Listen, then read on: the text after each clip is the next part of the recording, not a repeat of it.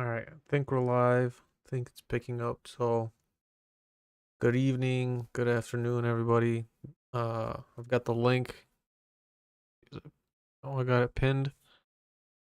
That should work. It's the East Hollywood Neighborhood Council Executive Board for their Budget and Finance Committee.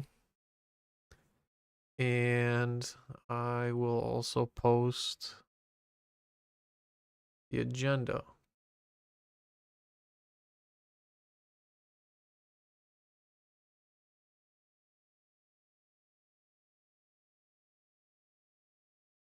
All right, so that second link is the agenda.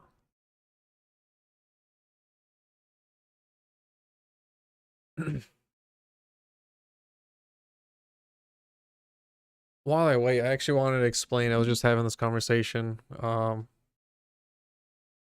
So one of the big reasons why I personally like attending these calls, specifically the CPABs and the neighborhood councils, okay, is specifically because on the East Coast, they have some similar copycats to both the CPABs and the neighborhood councils. More of them are actually CPABs. Now, here on the East Coast, I specifically heard one of my community CPABs expressly mention that I asked them about whether they maintain any public records for their meeting minutes, as well as the emails and other communications that the board members send back and forth to each other and other members of other of the community. And here's what they told me, okay? It's taken straight out of their mouth, okay? They used to do that. They stopped as of late, specifically because they discovered that the CPABs in Los Angeles no longer share and or retain their records. So they said, well, the whole CPAB initiative started in LA, and it did. If they are not doing it, then why should we? I can't say I blame them, but it's a big reason as to why LA is such a hub that people copy from. And it's why, in my eyes, it's so important because they set the precedent and the role model for how all these other initiatives all across not just America, but the world really operate. Some people might say that's very, USA centric. Listen, that's hard facts. It doesn't matter what your thoughts are on the US or whatever. That's fact. The biggest cities, being New York City and LA, literally do set culture trends. People watch. People on the East Coast know about what happened with Mayor Bass and the Palisades fires. I have a whole stack of crap that I've been going through that local reporters have been giving me on what they know about Bass, as well as the companies that are involved. And there's a whole bunch of other stuff that is linked to not just the layoffs of the mechanics, but of spare parts for the trucks and why they haven't been able to service some of the trucks that they've purchased. That ultimately led to the catastrophe of the Palisades fires.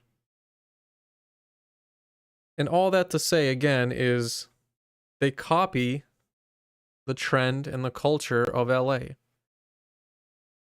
And that, in my eyes, means if we allow areas like LA to continue setting a bad trend, then everybody will just pick up on it. And they'll say, well, it originated from here. If they're doing it in a crappy way, then why should we do it any better? So that's why these calls are so important. So that's my little rant.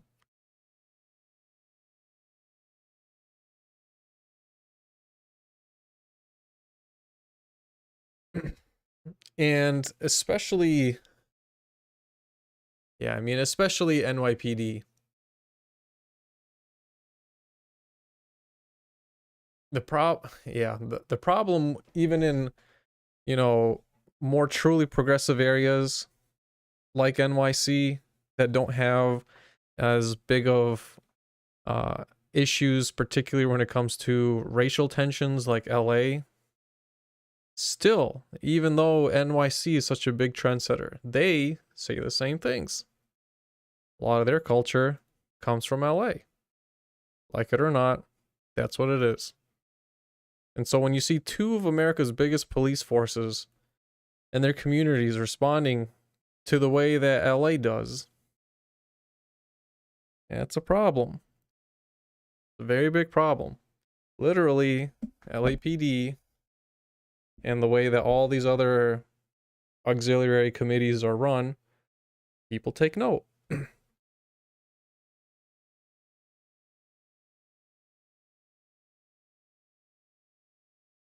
And, you know, as far as like funding, the funding thing is so interesting because when you take a poll of the average spending of a city's or a municipality's budget allocated to their police force, you know, when I say police force, really, I'm including all law enforcement. That includes the sheriffs, not just the city-wide police. The ratio over time has budged up in double-digit percents. The trend used to be for quite a while around, you know, single-digit percent increases. It's budging to double-digit increases. Now, year over year. It used to be long stretches of time that you would see double-digit increases. And that's quite scary. But that same pattern is being followed by the same departments all across the US. And it's so strange because even cities that don't have the funds to do so, unlike the financial situation in LA, where the city literally doesn't have the money, and so they're selling off public assets to fall under private control. What other cities are doing is similar.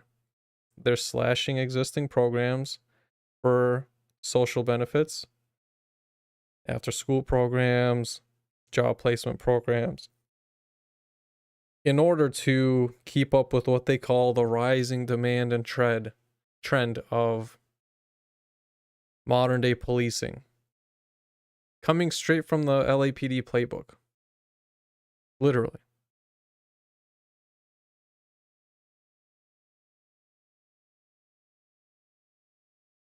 But they have the money. Oh, here we go.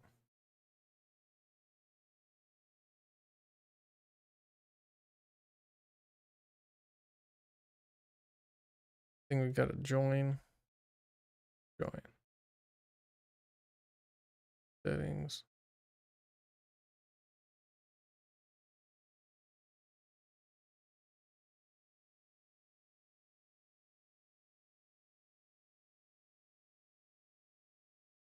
I think that should work. All right, hopefully you guys heard that. Let me know if you guys can hear this beeping noise from the Zoom call.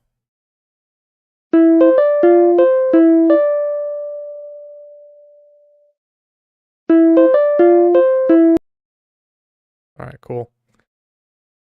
All right, so that works. Great. All right, so we just got to wait for them.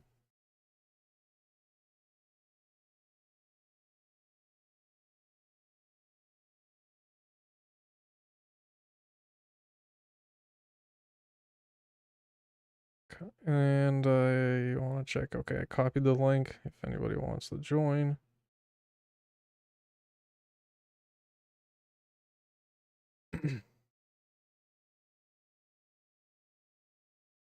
All right.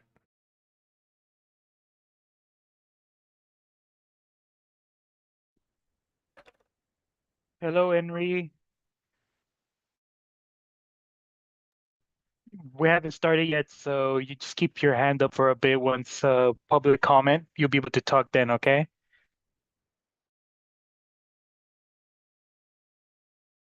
Cool. All right, cool. I can't chat back with him, but sounds good.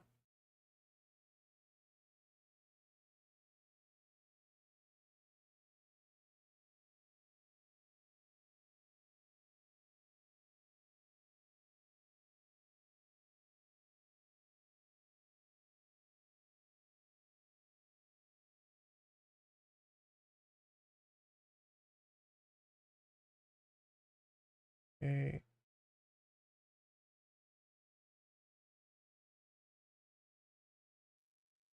Hello, everybody. For those in the audience, we're just waiting for more people to trickle in. Uh, we need a few more members for quorum. Once we do, we'll get started. I see you, Julian. I'm going to promote you to panelist.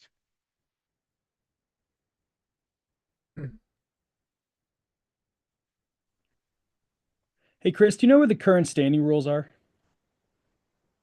The current standing rules are on our agenda. Oh, great.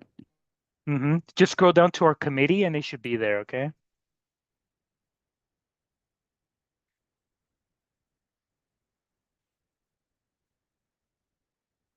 Cool. see someone else is here. Jack, hello. Good evening.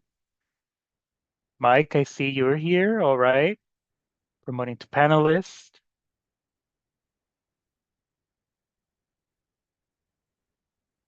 Okay, so we have 5 members here, so I'll be starting the meeting. If any of our members need a little bit more time to get adjusted, let me know. If not, we'll get this started because there's a few topics we need to discuss. Hello, everybody. My name is Christopher. I am the president of East Hollywood Neighborhood Council. This is the executive meeting. This is for those that are new. This is usually done for handling the back behind the scenes stuff before the governing board. So just setting up the items and agenda items for the governing board. I would show you my face right now, but my lighting is atrocious. So you're not gonna see me at all. So where I am right now, my lighting is horrendous. So I apologize for my face not being here. I'm thinking in the future, if there's a way I might fiddle with it, I might just put a picture of myself here so that everybody knows that it's me for the in case that when I'm not, I can't show my face.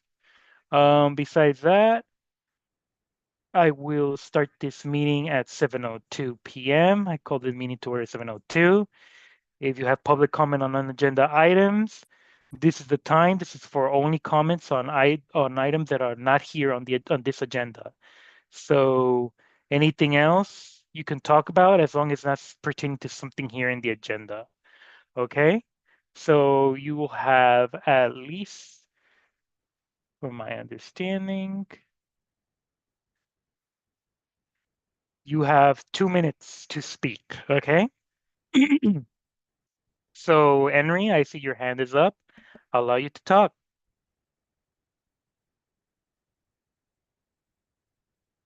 Well, I think he has to This meeting is being recorded. Henry? Yes, can you hear me? Yes, we can. Thank you, I appreciate it. And I just wanted to clarify before I start is you're asking right now for a call on public comment on non-agenda items. Mm-hmm. Okay, perfect. And how much time do we have to speak on that? 2 minutes. Okay, perfect. Let me know when I can start and I'll go and begin. Okay. Uh I All just right, you can start now. Okay, thank you. Hello, everybody. I just wanted to say I've noticed a couple of things that raise big concern for me taking place at the intersection between Mm-hmm. Sunset, Fountain, and L. Ron Hubbard Way. There's been several residents have actually come up to me clearly stating that they are getting evicted from their homes forcibly as part of their attendance and giving public comment during various City of Los Angeles meetings via other neighborhood councils like the Bonk Board. as well as city council, as well as public works, because specifically they've been criticizing some of the actions by Scientology, where not only have they been playing loud music, but Scientology is also trying to vacate that same street on L. Ron Hubbard Way. They're having issues where they can't get into the street. They're blocking the street at times still unlawfully with permits that do not actually blockade L. Ron Hubbard Way. And right now they actually have a law firm, Daniel Reardon and Bill Delvac, are trying to vacate what is still, in fact, a public street. And I think the monies generated that could be generated from that street, and in fact should come from parking meters that the public can use. Those signs are unlawful. The street is in fact a public street, and the city, as well as this neighborhood council, would benefit from the monies generated, especially now at a time where the city is in over $1 billion crisis. And I hope this board seriously considers on what's happening to your fellow neighbors on L. Ron Hubbard Way, intersecting Fountain and Sunset. And again, I've literally people telling me they're losing their homes because they're speaking out. And that's an absolute atrocity and a disaster. And I hope you take that into serious consideration. I thank you for your time. I'll yield for the rest of my time, and I'll make my comments on the rest of the agenda items. Thank you very much, Henry. Okay. We will now go to Audit LA. You got 2 minutes. Good afternoon, evening, everybody. I sent you a CASP report. I hope you all have seen it and possibly gone through it. But it's paying a special attention to items 14 through 17. It talks, and this is a professional certified report that L. Ron Hubbard does not seem to be not a private street, a no parking street. The city cannot prove that it's a no parking street. They said that the signs appear fake and not city given. So that being the case, the city can't prove it's no parking. So why are we not having parking there? You know that there's parking is a premium there. There's 3 local hospitals and a metro station. And the hospital nurses, the hospital's up in arms because they keep telling people in front of Sunset, in front of the hospital, people visiting, nurses and all, they have to pay Scientology to park in their parking lot. But here's a street that is not, they can't prove it's no parking. Please get behind and please look into this and please demand that if it's either prove that it's no parking a street, or demand that it be opened up to parking. No one, and I mean no one, DOT, nobody can prove or say that it's absolutely no parking. So they're enjoying the benefit of a pseudo street vacation. And here, people have the right to park. This street belongs to the community. It does not belong to Scientology. And and I had yesterday a nurse come up to me from Kaiser, recognized me in City Hall, and thanked me for the advocacy that me and others are providing to help fight for the community.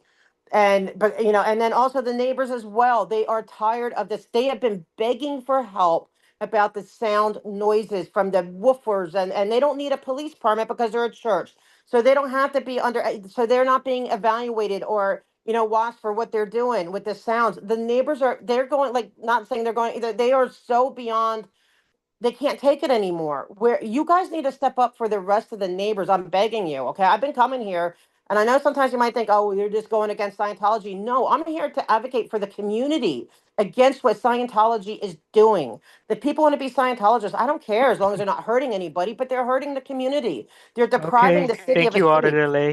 Thank you. Nice. All right. Okay, now we go to roll call. Jack, take it away. All right, Christopher Martinez, Present. Walter Carlo, Here. Jillian Schultz, Here.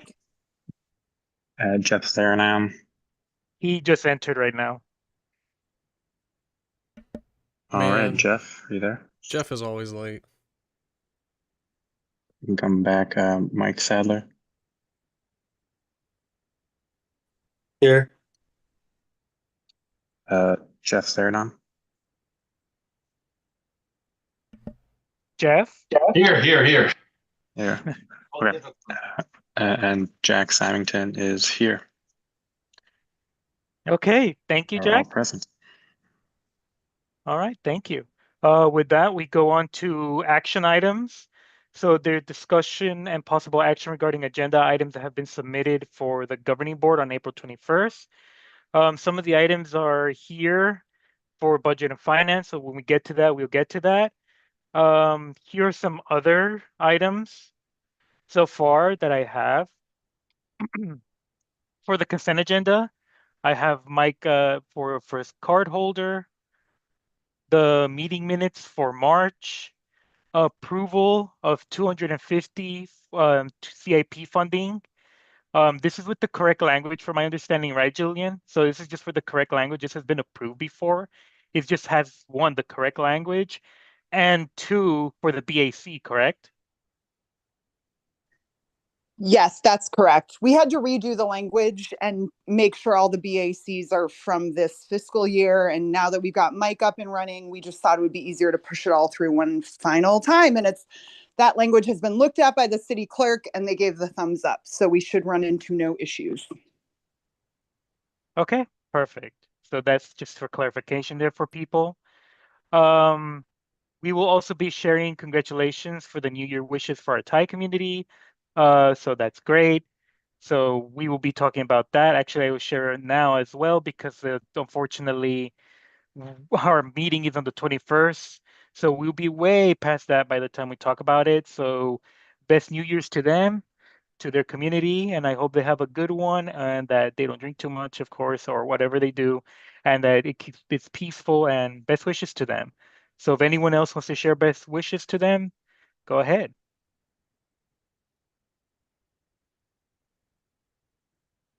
Okay. So with that, oh, I saw Mike. Go ahead, Mike. Yeah, best wishes to everybody celebrating. Agreed. All right. So with that, discussion and possible action regarding a motion recognizing Armenian History Month and the genocide this year, with the addition of supporting the motion per by LA County. So this will also be an item we will be discussing. So we will also discuss this and hopefully this passes the board. And with that being said, is there any other items? I know that Plum has their meeting next Monday, this Monday that's coming up. So depending what and since just to make sure, our meeting is until the 21st. So that's when our governing board meeting is. So we have a week. So I will not be turning in the agenda until most likely the 15th or the 16th.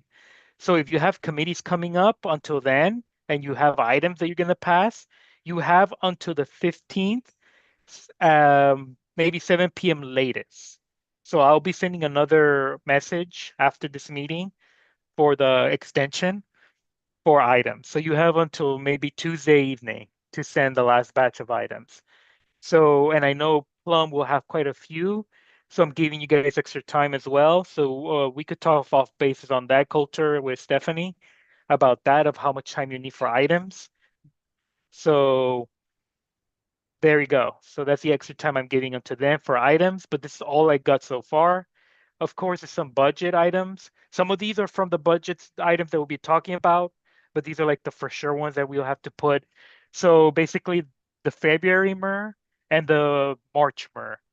So with that, I thank you, by the way, Mike, for getting on top of this. I know it's been rough these past few months getting used to it, but thank you for all the hard work you've been putting in, and thank you for getting the MER in for February. As for March, when do you think you could get that in? You think you could get that in before our our meeting on the 21st of April? Yes. Okay, perfect. So yeah, we're good. Again, if you need any help, Mike, just let me know. And you could also text me. Just text me too. Might be easier than just emailing me, to be frank. So I'll see that right away in case if I'm not on a computer. The other thing is I forgot to put these on the agenda for today, Mike, but we could discuss them in new business, but it looks like these are urgent. So these are urgent from what Wendy has been what told me. approval of funding to increase site hosting package, so site does not go down for being oversized. The amount is somewhere between 44 to 360. So I put, so calling up for 360 for this item, just in case, is up to. So that's that. And also $40 a year plugin for website. Julian, I see your hand is up. Go ahead. Yeah, I out of an overabundance of caution, because the utility box mural reapprovals have to do with dollar amounts, I think they should go in the budget and finance section Okay, that's fine. so that no one calls us out and delay. Yeah, I'm it's all just reapproval, but let's put it there just in case. Thank Perfect. you. All right, so we just vote on them individually. Because there is a thing, Julian. We did talk to Anna. Anna said that it's fine if we put them in the consent. Oh, okay. So If you're cool with that, I didn't want someone yeah, at no, the meeting to be like, I can't vote on this or something like that. I just that's want to true. make No, sure we can get BACs because these have been lingering for a long time. So yeah, and here's the thing.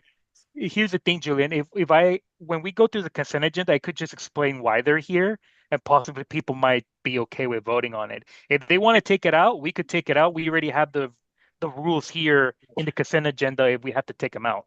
great point. Thank Mm-hmm. you. Yep, no problem. We'll put reapproval though, just in case.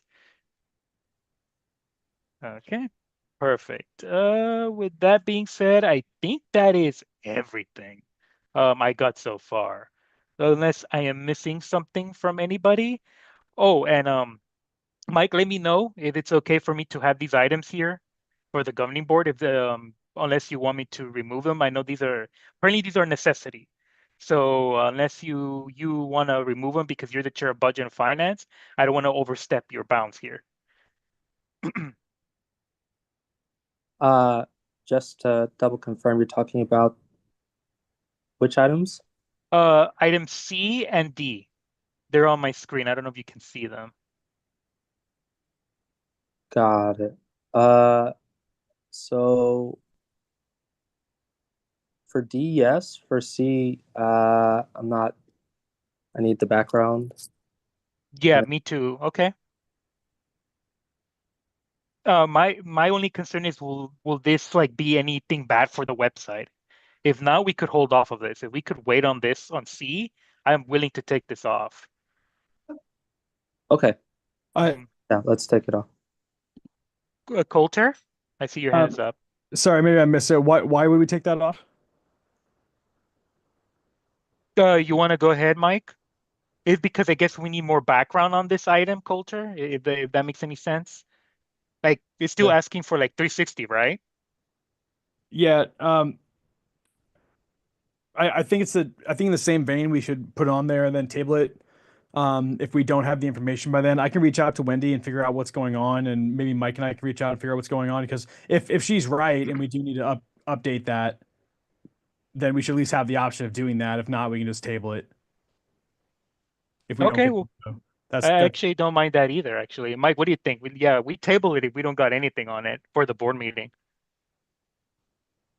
Yeah, I think it would be good to table in with actually with D as well. Sorry, I was looking at the other agenda. Both of those I think we should get more clarification on before moving forward. Yeah. So here's what we'll do then. That's the safer procedure. Yeah. Yeah. So this is what we'll do. We'll keep these items here. And if we could get more information so that we could get an explanation in the governing board, then we'll discuss and deal with the item there. If not, then we just table them at the governing board. Okay? Okay, because I think like in the past we talked about moving the website to a different hosting package, one that's less shared amongst the other sort of retail purchasers of that package. And I don't think it would be as expensive as this is calling for our own sort of hosting package as well. So we just want to double check to make sure that that's the most prudent way forward. Okay. Perfect.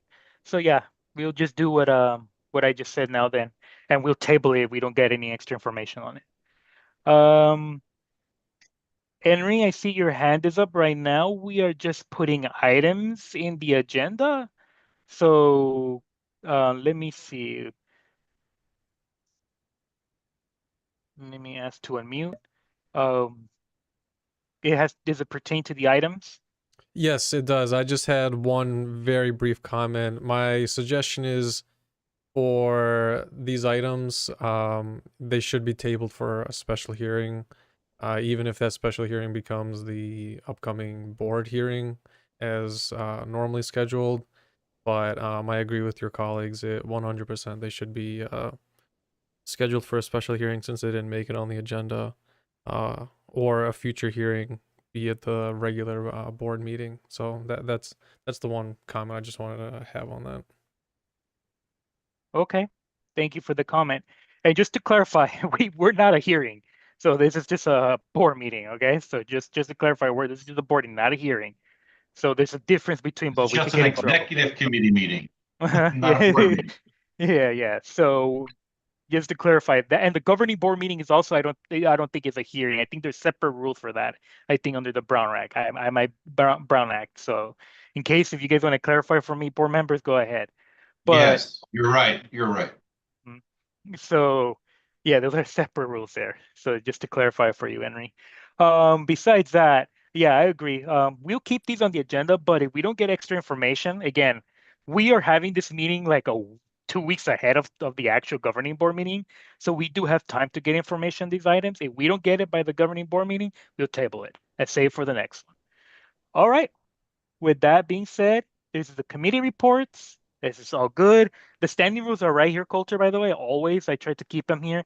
Ignore the PDF version. I kind of am sick of the PDF version. I might just remove it because unfortunately the standing rules are always changing. Lately they haven't, but who knows? We might want to have a governing standing rules, a bylaws meeting and add some stuff to the standing rules. But they're right here. Produce bulk info.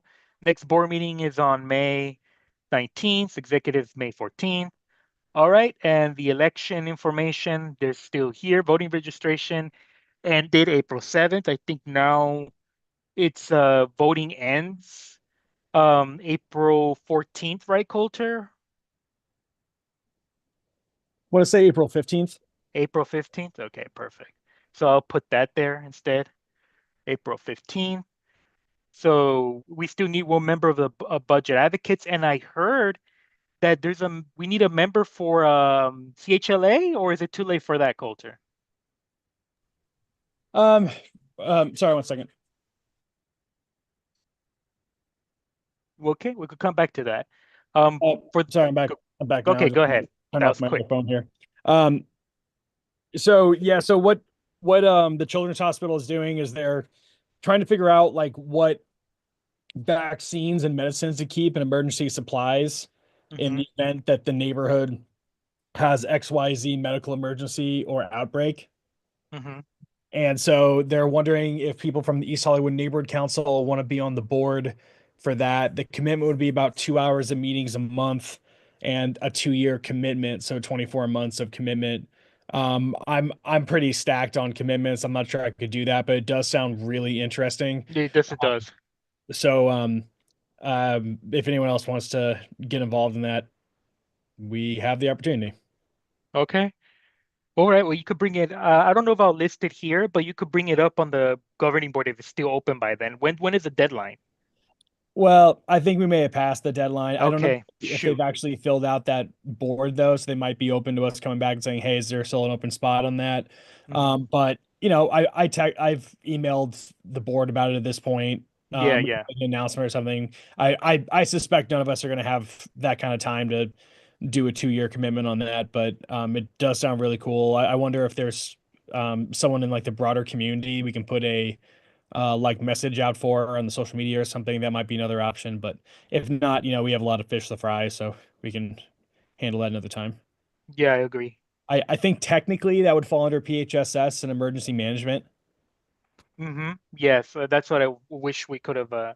I wish you could have sent them the message so they could have time, because now if this is passed, it's no point. Yeah, they told me the day before the deadline. I'm like, okay, well, Yeah, that's not great. yeah, okay, thanks. All right, thank you very much. Any more items? Anyone have any more items? All right. Yeah, guys, see a hand. Julian? It's not an item for the agenda because it will have already passed, but since we are all here and talking about meetings and engaging with the public, I just wanted to alert folks to Laura Friedman having a town hall meeting at Oh, you're right. LACC on the Mhm. 14th. Completely forgot. It conflicts with the Plum meeting, but it starts at 6. Mhm. Anyway, it's an opportunity to have some FaceTime with our elected officials, and in particular, let them know our concerns about what's happening at the federal level. So, thanks. Thank you. So I would have put it on the agenda if we had time, but our meeting won't be until like 2 weeks. But thank you for that, Julian. And all right, with that being said, I hope people can go to that and sign up. I'm gonna see if I could make time to go to that. I think I signed up. I'm not sure. I signed up to a lot of stuff. So I'm gonna see if I go to that. So that's one of the many events that is coming up. So with that being said, I don't see anyone else have any more items for the future for now. So just email me or text me if you guys got items, and I'll try to see if I put them in here for the agenda to come up for the governing board, since we have technically a week until well, with today, I guess 2 weeks almost before the governing board comes up. So again, for everyone that just came in late, the deadline to turn in agenda items would be Tuesday evening on the 15th. So that would be it. I'm thinking around 7 p.m. After that, I will not be taking any more items unless it's Plum. Plum, I understand you guys are like way ahead of other stuff, so you guys have a lot of stuff to deal with. So with Plum, I will give you a little extra time. Just let me know. Just keep me in the loop with that. All right. Okay, we will go on. That's the governing board agenda. We will now go on to discussion on projects being conducted by the city affecting East Hollywood and next steps. So who wants to start with this one? I know there's a few items here that's kind of concerning, especially from the city aspect and how it could affect East Hollywood and the neighborhood council system. But I don't know if we're ready to talk about that yet. Coulter, you know a little bit more details on this. You want to talk about this or not yet? So this kind of goes under the discussion about the NPGs as well, but I mean, it's relevant to here as well. The budget, I talked to the controller's office for maybe 45 minutes last week. The budget next year apparently is going to be beyond brutal. It's going to be really, really bad. The city isn't able to go back and renegotiate any of these public employee contracts. The only weapon they have in their arsenal is layoffs, and they can maybe use those threats of a layoff as a way to renegotiate some of these contract details with the public employees unions and the police union. Sounds like they're probably not going to lay off police officers, which I understand, but that is far and away the biggest reason why we have this deficit. So what the implications are for us is that the controller's office, and we'll find out on April 20th when the mayor releases the budget. By the way, I tried to reach out to the mayor's office, controller's office, and the city council office to see if anyone knew what was going to happen with the neighborhood council budgets ahead of time. And I had raised this issue to the city council office that sometimes it takes a little while for us to spend down money. So here's what the controller's office thinks, and we'll see what actually happens. They think it's likely that they greatly reduce our budget next year and that they take the rollover funds.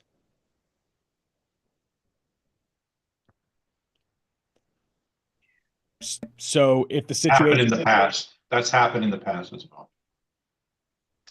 Gotcha. Okay. Well, so there's just so many ways to look at this situation, but I think where my head went initially is thinking about what the core investments are of the neighborhood council, which in my view are the website, maybe our storage unit at this point, our Gmail, our Google Suite, And so one of the things that I reached out to some other neighborhood council leaders in the other CD13 NCs about this, to see if we should try to coordinate on this, because what I'm worried about, is that we're going to run out of money for the basic things. I mean, half of our budget goes to essentially administrative things at this point. Just half our budget just goes to keeping the lights on, much less, making any kind of advances for the neighborhood. So I think we should look into whatever we can pay ahead on in terms of either the storage unit or the uh, Google Suite or the website, in order to buy as much as we can now, assuming that we might not have the budget for it next year. And then again, does anyone see light at the end of the tunnel for the following year's budget? I don't. It will probably be worse, right? So I just don't see um, where there's any short-term hope here. And this is the last, bit of soapbox I'm gonna get on about this, but this is a situation that's so bad that I think it warrants a sweep of city leadership. And I think we should have some real difficult and serious conversations about who's to blame for this situation and try to advocate for reform on the neighborhood council level. But I'll stop there. Thank you, Culture, for that. And if this does come to pass, and Jeff, you technically confirmed that this happened before. So, and Yeah. here, Just to and give you some insight, Chris, Mhm. don't mean to cut you off. Just to give you some insight, last time it happened, they decreased the budget. I think it was $10,000, Mhm. and then they took away the rollaway funds, as Coulter had mentioned. So, I mean, worst case scenario, they took away 10,000. I think that's what they might do again. Going back into history. Mhm.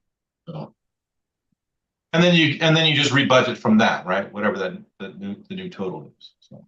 Mhm. Yeah, and that technically makes us weaker. Like MPGs will have to be way more careful with MPGs.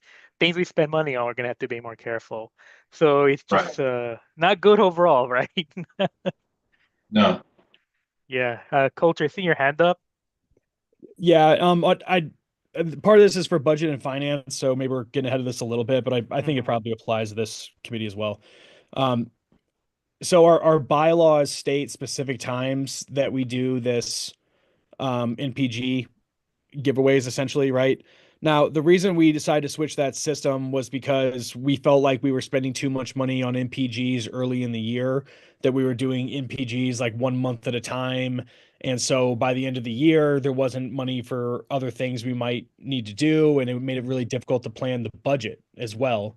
So we switched to a system, as probably most of us remember, where we are doing it twice a year and giving out X amount of money for these NPGs.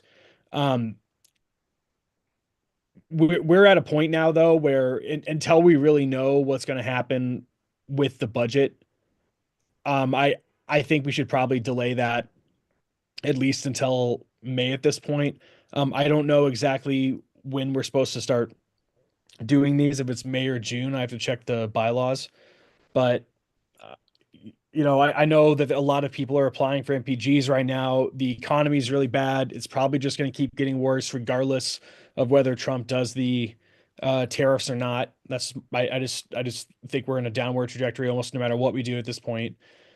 And so more and more people are going to be reaching out to us. More nonprofits are going to be desperate for cash, just as everyone is going to be desperate for cash. But until we know what's going on with the budget, I think we should kind of just kick this down the road until at least May. I don't think that's great process, because I'd like to get ahead of this stuff early on and for us to kind of start planning out now so we can make plans for our budget. But I just don't see another solution. I'm really worried about giving away any NPG money until we know exactly what our budget situation is going to be next year. So I just wanted to highlight all that and share my thoughts.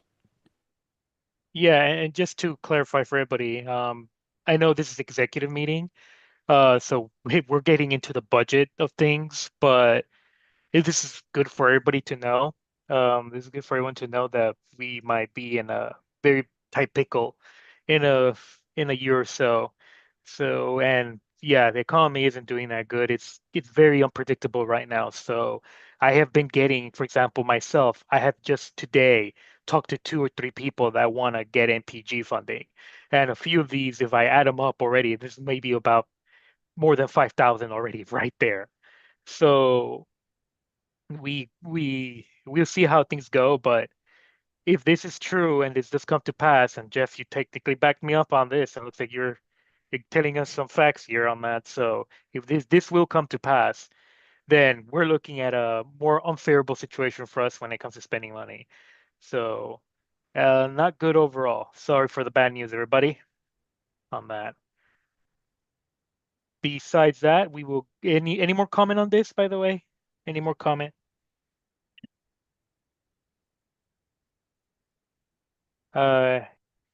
Henry and RLA, I'll give you some time. Go ahead. I saw Henry first, so I'll ask you to unmute. Oh, no, you can take audit first. I've been going first, so you can give her the time and I'll go second. Thank you. Okay. Audit, go ahead. Okay, first of all, yeah, it could go down. Remember, the budget used to be what, 50,000, then it went down to 35. They finally did add rollover. I don't remember this year whether, if it's still the 10,000 or if it's indefinite. So if it's 10,000, my suggestion is to make sure you leave 10,000 to roll over so you have a nice, comfortable start. Um, come next fiscal season. But you also have to remember that, it's community money and you gotta, it's for the community. So you have to really figure out, unlike the city council that just, spends, whatever, and got us into $1 billion deficit. I hope you guys wouldn't do that. So like things like the storage, I mean, do you really need that much of a storage? How much stuff is, really necessary? You can cut down if it's just like all stuff that you give out, whatever, or downgrade as much as you can for that, because I would rather see the NPGs given out. That helps the community, because especially as you said, they're going to be hurting even more. And I would be picky and choosy and make sure you're getting the most, that the NPGs are really good and quality stuff that's really helping a lot of people that are having a hard time. I would say maybe for food insufficiency, just different things like that. And just be really tight and be a leading example of how to do it. You're blessed in a sense, right? Because as far as I understand, you don't have to pay anything for your meeting space. That's a plus, because a lot of it that them do, because now LAUSD charges for, ever since COVID, they charge for the space. I mean, I think you can maybe do libraries. There are places you can do for free, but so that's one expense you don't have. So count your blessings there. Although with Part C, I do have something to say about that. But basically that's it. Just be an example. Thank you. Thank you very much, RLA. All right. Go ahead, Henry. Go. You have the floor. Thank you. I just wanted to add on to and echo the points audit made. I think it's very clear just from conversations I've straight up had with the controller's office myself. It will get worse and continue to get worse. The one thing I always advise is, even though it might not change anything right now, you do still have it within your power at some point to at the very least put it as an agenda item, even if it doesn't become a report or a letter that gets made, but just to formally have the discussion on writing a stance that the neighborhood council takes on what is going on with the budget. Especially, I think, Coulter and I and others, especially Coulter, have been very on the same page regarding the hemorrhaging of money that is going to the LAPD and costing what I believe is, frankly, the far more effective and helpful resources and organizations out there, particularly the neighborhood councils that actually do real work with the community and know their communities a lot better than the LAPD does, and just put together a letter of sorts on what your stance is, what your views are, and push it out to the council members, to the mayor's office, and you can take a stand. Again, even if that letter doesn't actually come to fruition, at the very least, have it as an agenda item for discussion. That is something that's within your power. I urge you to do that. and I think it would show a lot of solidarity. So that's the comment I have. Thank you, Henry. All right. And if I could ask you guys both, once you guys give your comment, please put your hand down so we could have it for the next item right there in case. So just keep it down for now. Until we go to the next item, you guys can raise it back up if you have a comment. Um, Thank you very much for the comment. And with that being said, are there any more topics on this? Not seeing any. If you do have a topic, please raise your hand. I give you 3 seconds. Oh, Coulter, go ahead. Is this the best time to talk about the produce box? These are projects being conducted by the city. So Okay, you want to great. wait for a discussion on updates for the board in general? Sure. Yeah, perfect. All right, let's go to C then. Discussion on updates for the board in general. Go ahead, Coulter. Let's talk about the pros box. Start with the good news. Yeah, okay. So good news. It has been a long and arduous process to try to finally get everything approved. Partly because Rick's Produce left Virgil Village, and then the hospital wanted us to switch a bunch of things where before we were getting fresh produce sent directly from the farms. Now they want to put the same thing in the bag every year, every time, where before we were getting things that were seasonally fresh. So there's just a lot of changes we had to negotiate with them. Here's the good news: we're going to be able to give out more bags slash boxes to people. The bad news is there's going to be significantly less produce in them than what we were giving out before. From the conversations that I've had with the Hope Church, who gives out like 2 free hot meals a day, they are seeing way more people come in for food now. I think they said they're serving like 400 meals a day to people. So there's a possibility there's a high demand for this stuff, even in its diminished form.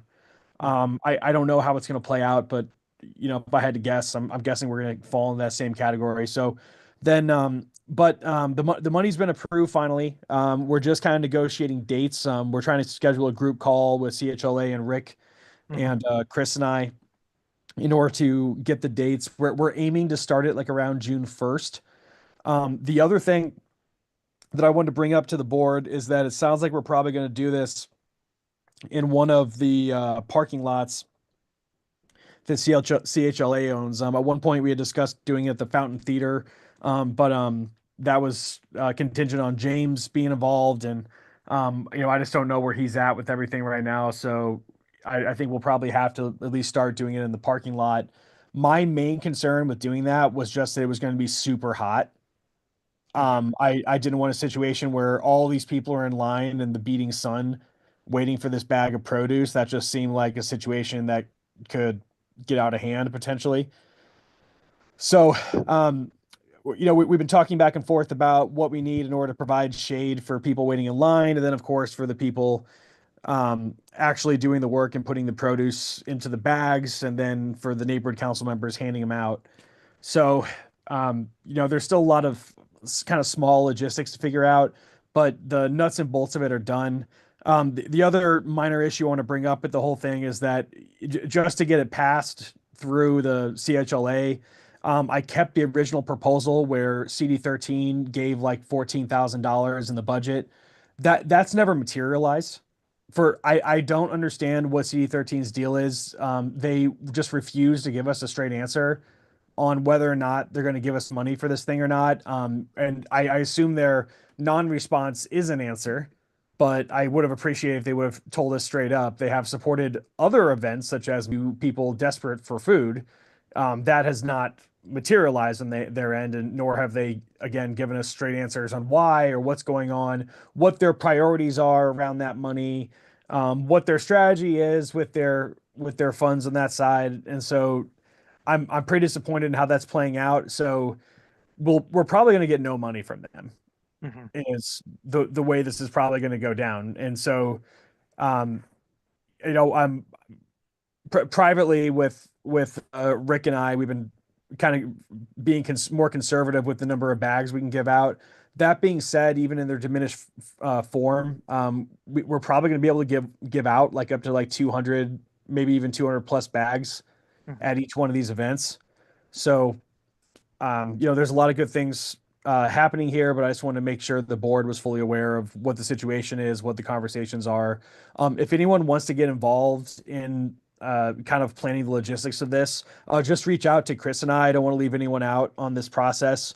I know a lot of the board members have done a lot of these produce box events now, so they have strong opinions about how they should flow and how they should operate, and that would definitely be awesome to get as much feedback from everyone as possible on that as we figure this out. So just let Chris and I know if you want to be involved in the planning, or if you have any just kind of initial thoughts or concerns about how this is all going to go.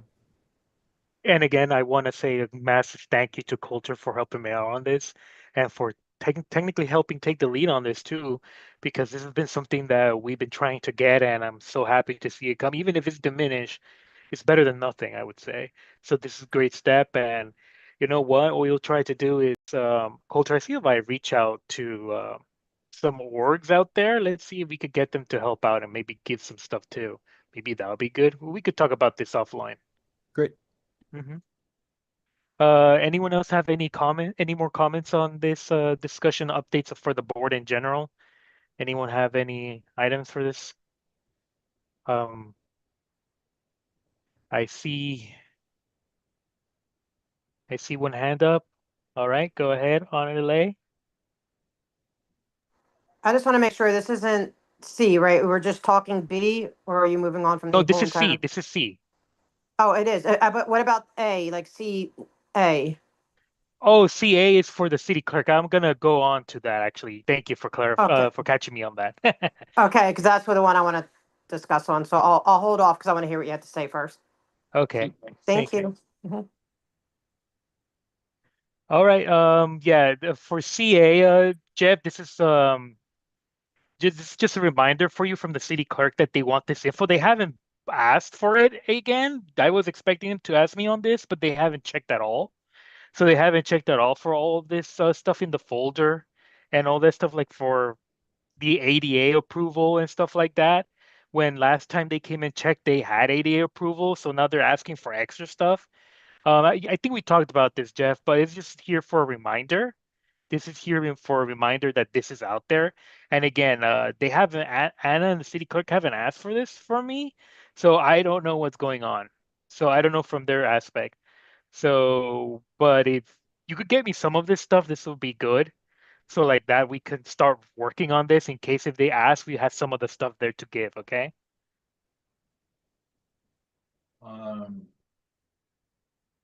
They already approved this long time ago. I don't know. Yeah, I know. That's I'm like, I don't understand. But they say this is new system that they're trying to get reapproved again, and they need extra details and all that stuff.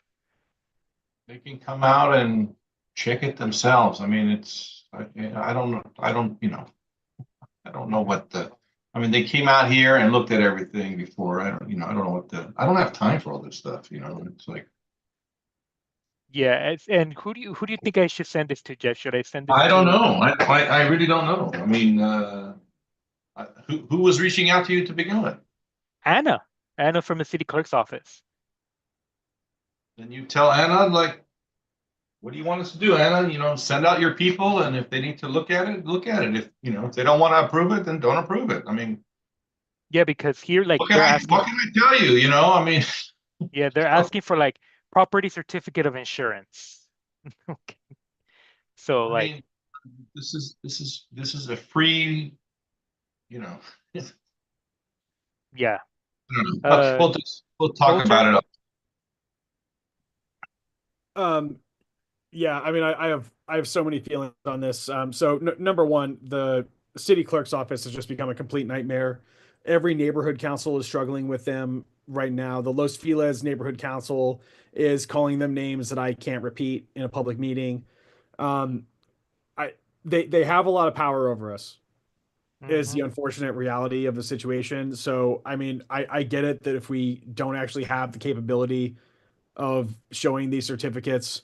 One huge complaint I've had is that the Department of Neighborhood Empowerment is not trying to coordinate or educate the city clerk's office to explain to them why neighborhood councils are so much different than other agencies because we are not paid government employees.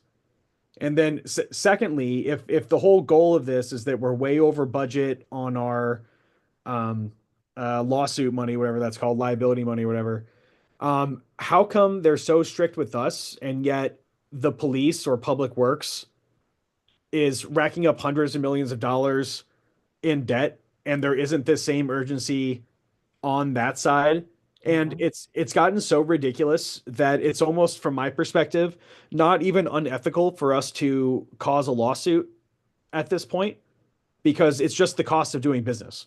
Like if there's things that our neighborhood needs done and the only thing standing in the way is some kind of trivial liability issue from the city's perspective, that's kind of more the city's problem than it is ours at this point. Because if what how come we're worried about like a $50,000 lawsuit on our side when they have hundreds of millions of dollars in lawsuits from these other departments that are not judged as strictly. So I had talked to Carmen Chang about this personally. Chris and I did. Who's Oh yeah, I remember that. For folks who don't know, she's the head of Neighborhood empowerment. yeah, of neighborhood empowerment. And Chris, should I share what she said? Yeah, go ahead. Go ahead. She said, I said, hey, this seems like that you guys would be the ones that should take the lead on this because every neighborhood council is having this problem. Don't you think it makes the most sense for Dunn to coordinate on behalf of all of us to try to resolve these issues? And she replied to me, Coulter, if you don't like it, talk to your city council person. So, I didn't ask any follow-up questions to that, so I'll just kind of let everyone stew on that. But we have no help coming. We have no help from our city council person. They are not a partner in our neighborhood and with the neighborhood council. And so we are just in this tough spot where if we can get this property insurance thing lying around somewhere, that'd be really great.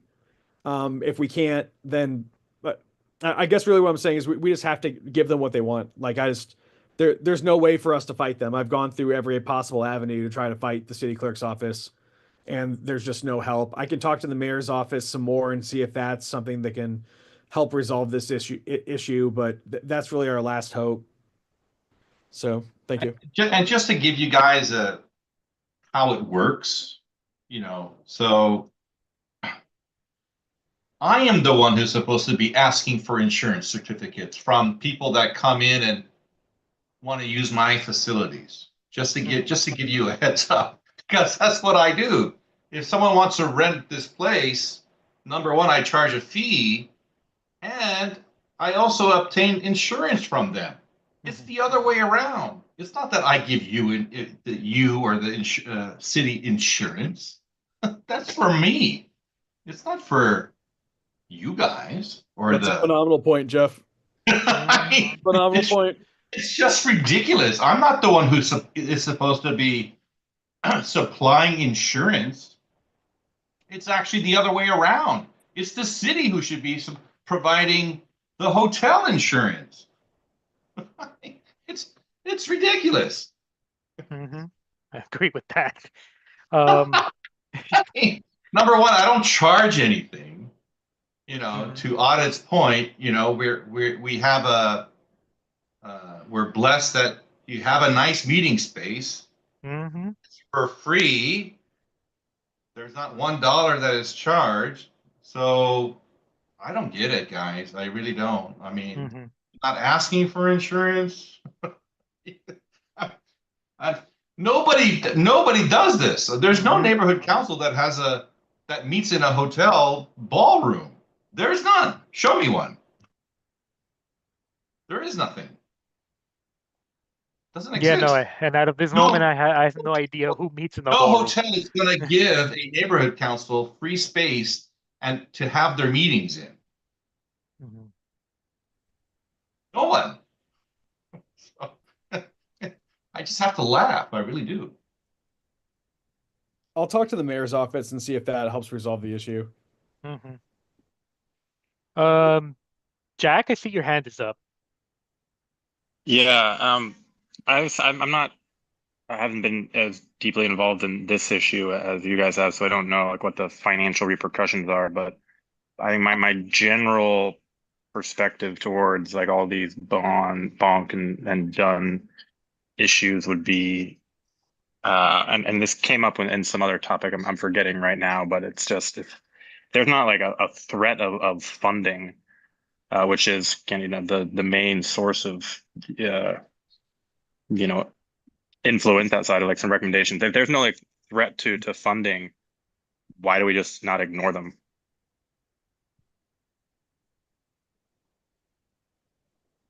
Or If, why don't we just ignore them rather? yeah, if I may jump in on this one, on this particular issue, that's probably exactly what we're about to do. Yeah. Well, I Um, mean, I think that's like across the board for like any time that any city office like gives us any flack. Like if we don't have like a threat to like our funding or like the legitimacy of the neighborhood council system at risk, just ignore them. well, but however, in other circumstances, the city clerk's office does have the power to take away our money because we can't spend the money essentially unless they approve it. And so if we don't have some kind of relationship with them or do basically what they say, then they're going to cut it off. One thing that I did was talked to the city clerk's office about Silver Lake's financial problems. Silver Lake's, a very high functioning neighborhood council in the grand scheme of things. They've had their money turned off for 5 months because they gave a $50 gift card to a fifth grader who won an art competition they threw.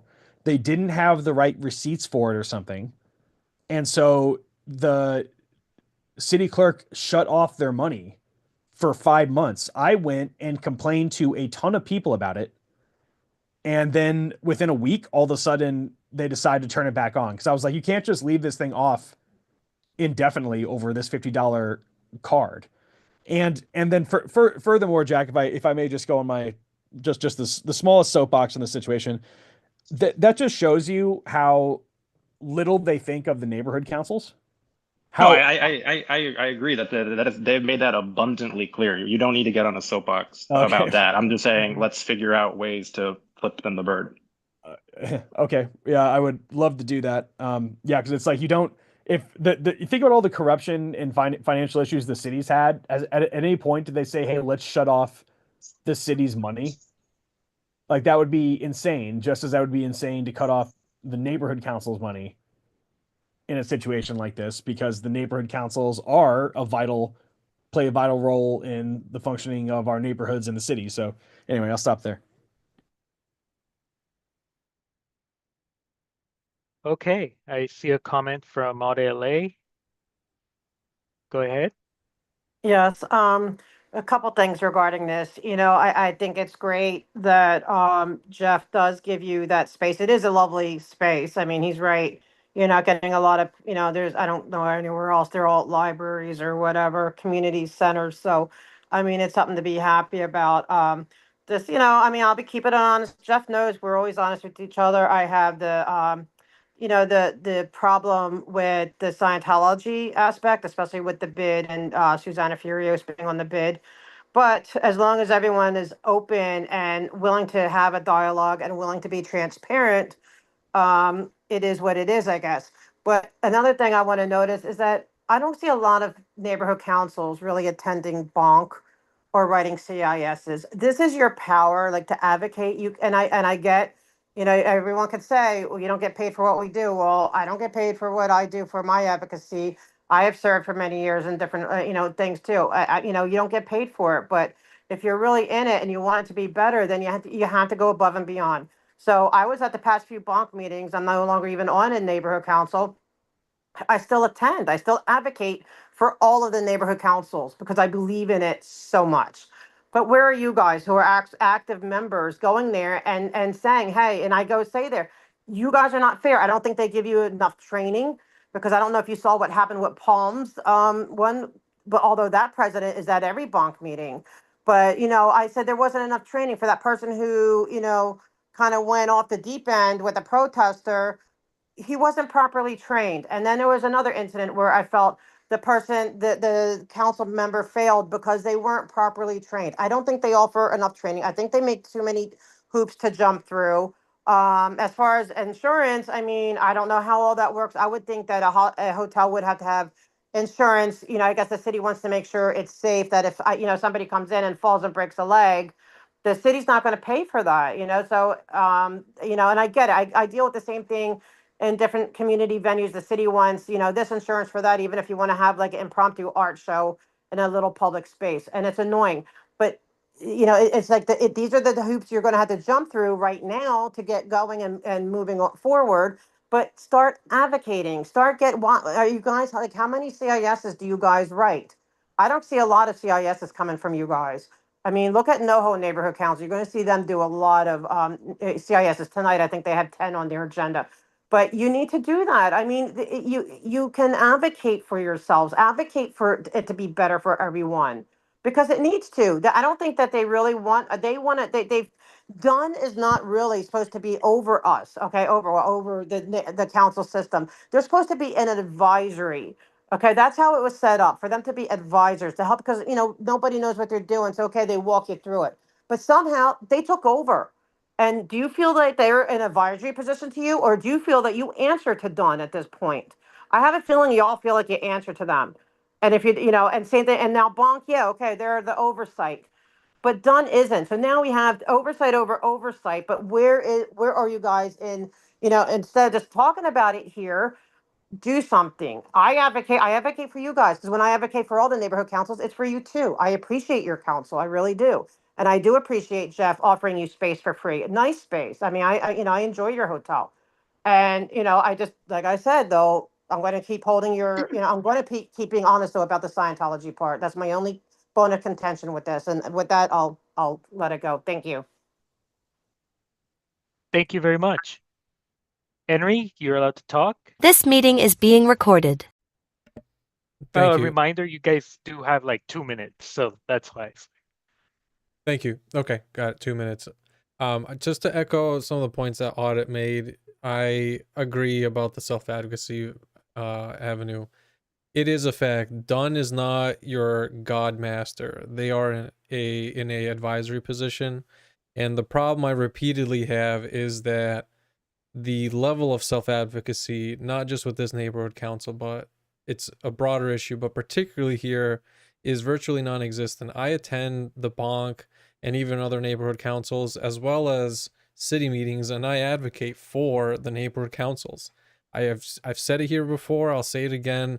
The neighborhood councils are far more effective at actually helping the community than what the rest of the city committees and other official government sworn-in members do, besides the controller's office, because they're the one honest branch so far. But it's true, your power is in those reports, even if they don't get acted upon. It's to make an official record, right, on the public record, to make a statement to say that we do not stand for X, Y, and Z. Here are our arguments. We do not stand for it. That is powerful. It's no longer just hearsay or private conversations. It becomes official on the public record, and it shows when auditors and other members like myself and other people want to actually see, where do the voices of the constituents actually lie? Because you guys do much more to actually solicit feedback from your constituents than any other city meeting. I mean, literally, I think I've attended far more neighborhood council meetings than half, if not the entire city council members themselves, coupled with the representatives, in the whole freaking year. I mean, that's disgraceful and shameful in and of itself, okay? But Audit is right. You guys do need to exercise that power, because if you don't, this is what happens. It'll get stripped from you. They'll exert this over, I'm better, you all belong to me type of influence. And if you don't stand up for it, it's only going to get worse. I understand the budgetary aspect, sure. That does not mean, though, you cannot advocate for yourselves and make your voices heard. You do have serious power, a lot more than you think. Those reports are very, very powerful, okay? And take a note from the chapter of NoHo. They do a damn good job of really being aggressive with those reports. And they know the weight each of those reports hold. And also, I've seen it in the faces of the city council members during various city meetings. They are in absolute shock when they actually read those onto the record, because it shows that what the city council members view, which is totally distorted, is far, far off base from what the real constituents in each of these neighborhoods actually see and believes. And it's always contrary to what the city is trying to do. Save for Thank one. you, Henry. Thank you. Thank you. All right. We now go on to new and old business and announcements. So with that being said, we go to new and old business announcements. Next executive board meeting is May 14th. So that will be the next executive board meeting. So please mark that on your calendars, May 14th at 7 p.m. Is there anyone else that has new and old business from the board? Seeing none. Okay. With that being said, we will adjourn this meeting at 8:06 p.m. We will now go to the budget and finance portion of the meeting. So thank you everybody who is here for just well, actually, I guess everyone here was just is here for budget and finance. So thank you everyone here that was here for the executive. We will now go to the budget and finance. Mike, this is you. So I am going to let you take command from here. I'll make you also a co-host. I think I could have multiple co-hosts.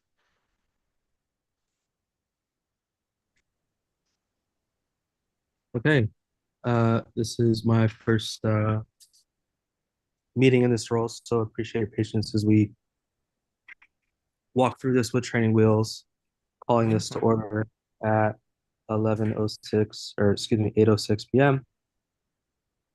Start with public comment on non-agenda items.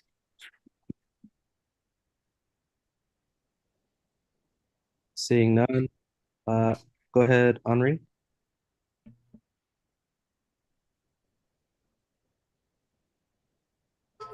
Go ahead, Henri. Oh, hello. Sorry. Yep. Can you hear me? Yep, loud and clear. Yep. I just wanted to make sure. So, this is for the budget piece of the meeting. Yes. Oh, okay. Gotcha. Okay. I just wanted to add again to follow up with a comment that Audit had made. I think it's imperative that the power you do wield be exercised with CIS reports. Again, I've stated, even if the report ever ends up not getting written, as at the very least officially having it as an agenda item for review and consideration officially, rather than just side talk or private conversations, is of utmost importance. And it doesn't have to just be on administrative matters like budget and expenditures. It is in your best interest to also have ongoing issues in the broader city that you wish to take a stand on. It's not at all uncommon. Your fellow other neighborhood councils do this already. And it is in your best interest to do that self-advocacy, because you're clearly seeing that budgets are getting slashed for neighborhood councils as fewer do not advocate. If you do not exercise your voice, it will be taken away from you. That is a guarantee. It's not speculation, that's a guarantee. And I strongly urge you, regardless of what the matter at hand is, at the very least consider writing. Thank you. Thank you. Thank you, Henri. I'll go on to Audit LA. Go ahead.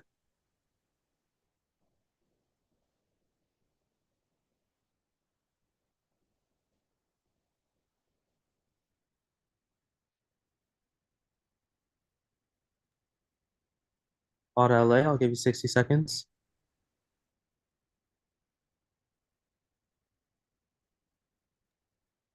Audit LA, please go ahead.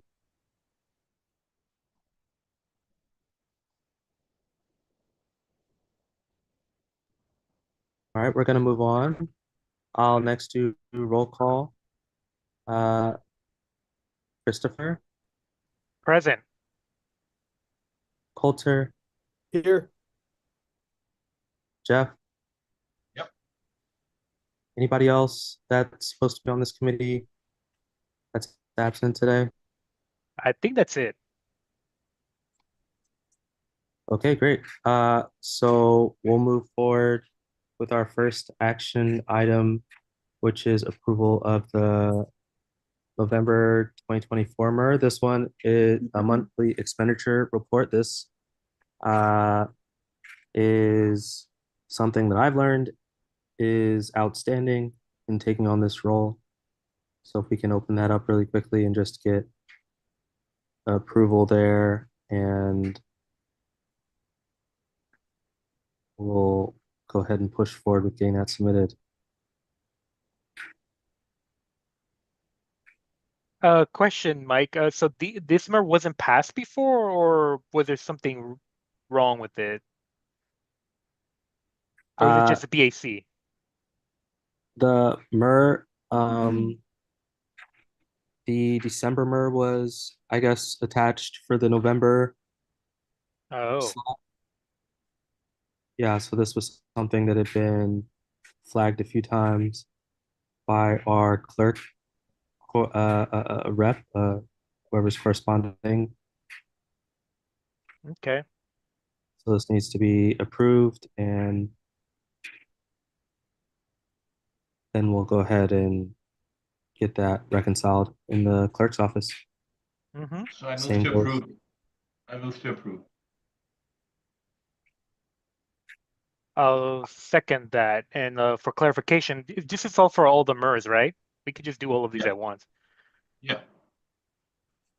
Okay, great. Yeah, let's take a peek at February, and then March is not in there yet, so we'll just look at these two just for a moment. There's the MER as well as some of our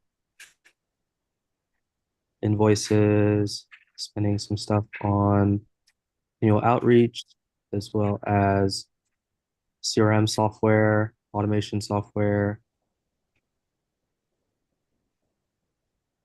And generally, does Jack usually stick around to record the voting record here, or is that on me? All we have to do is take a roll call and just, one by one, just go off one by one, the 4 members, and just say, just write it down in the minute. Okay, I'll record the votes here. Okay, approval of 2 of the 3 MERs, since the March one is not generated yet. Christopher, Yes. Coulter, Yes. Jeff, Yes. and me, yes. MERs are approved. Next, or go ahead, Coulter. How much money do we have left? Does anyone know exactly? Uh, Go to the February MER. Go to the February MER. It'll tell you there. But we paid some stuff since then, correct? yeah, I want to say we're, hold on. I want to say we're at 16K and change. Is it Actually, we're at 1293.4. 12934.87, about 13K. okay? So part of the reason I bring it up is that I think technically back in the day we already approved the money for the produce box event. Is that correct, everybody? I don't remember. Okay, I think we did actually, but I need to look back. I need to look back at that. But what we definitely haven't done is spent it, right? No, we have not. Okay, so I forget what it comes out to. I think it comes out to like just a hair under 5K. I want to say it's like 48, 47, 4,900 or something like that. Um, that is part of like our agreement on the money we're going to spend on the produce box event. So what my fear is that the city clerk's going to come up with some stupid reason why we have to reapprove this thing. So I wonder if we should just get ahead of it. And we don't necessarily put it on this. We can have Chris put it through later. But to have like talk to the city clerks about what we need to do on this, because I think that what they wanted us to do before was make an actual event, correct? And we had to pass an event and do an event form. Is that correct, Chris? Yeah, we had to do an event form for each of the days, right? I think so. I want to say James figured out some trick to prevent that, but yeah, I think technically we did. And so I'm wondering if they're going to approve the money if we don't do that. But it also seems a little dumb because we're passing $5,000 for all the events together. Mhm. Are they going to want us to have dates for all those? So anyway, we should probably talk to Anna Yeah, we need in to the city clarify with clerk's her. office because even if what they're doing is stupid, they still have power over us to cut off that money, Mhm. even if it makes no sense. So I just wanted to flag that and make sure we're all on the same page on that. Mhm. I agree with that. We'll look into it. So yeah, just to clarify, Mike, yeah, so we just voted on this, it passes, right? So Yes, motion okay. passes. Audit LA, do you have a comment? Yes, thank you. You didn't unmute me for the public comments. Sorry about that. Okay, Please. huh? So I'll kind of put it with here. I wanted to know who your budget advocate is, and do you work closely with them? Because that's another way to really, instead of you having to do all the legwork, is to get, your budget advocate to really understand where you're, what you want, what you're looking for, what your what your statements are besides the CISs, besides advocating and going to meetings. You also have your done rep, which, obviously can, but your budget rep's supposed to be a pretty good ally. And which I would like to know who that is for you guys. And like I said, whether or not you do So work closely, if not, you should. if I may, technically I'm the budget rep for our neighborhood council. I have not been attending the meetings for it because I haven't had time. I did speak with our with the head of the budget gets my concerns for the structure of the whole thing. And my biggest concern was that we don't have a way of coordinating on community impact statements across the neighborhood council. And so my fear is that we spend all these time with these meetings. We find out, hey, the budget's really bad, guys. Maybe we should do some changes. And then we have no way of actually exerting that influence because we can't coordinate across various sectors on community impact statements, which I think would make a way more sense. So I'm kind of in a standoff with them. I think they were open to that idea, and I gave them some suggestions for how we can kind of reform things. Does not help that Carmen Chang gives us no help on any of this. So anyway, just wanted to clarify But that. no, Sorry. I appreciate that. But who is your budget advocate? I know you're the rep, but who's your budget advocate? I think it's Humphrey Isn't it Jack Humphrey? Central. What's That that? he should be building a I think it is because he's in relationship Greater with. Wilshire. Well, I'd Right. like to know, and I just suggest, like, you don't have to necessarily go to all the meetings, but I would build a good relationship with my budget advocate because yeah, they're definitely. the advocate's built into the name, into the title, and let them do some of the legwork for you. But I Yeah, would like to know who it is because he I might. and I actually talk on a regular basis. Well, you're going in and out. Hold on.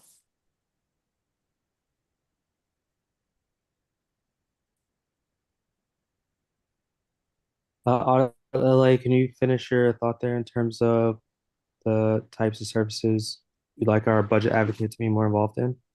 Yeah, yeah. Can you hear me? I'm sorry, it cut out. Yeah, I just think you should have them advocate for like you let them know where you stand and what, like they're supposed to help advocate for whatever it is you need with the city budget wise. You can tell them where you want it to go and get advice, whatever, but discuss, I think it's just a good relationship to build on. And I feel that the neighborhood councils that do work closely with their budget advocate, they have a good ally there and may be able to get, some things accomplished. But I just think that, I think neighborhood councils just don't utilize what they have. They focus on, say, the done rep or, and you're right, the city council, forget it. No offense, but CD 13 is a nightmare, but try working with your budget advocate and seeing what you can get done. They're good,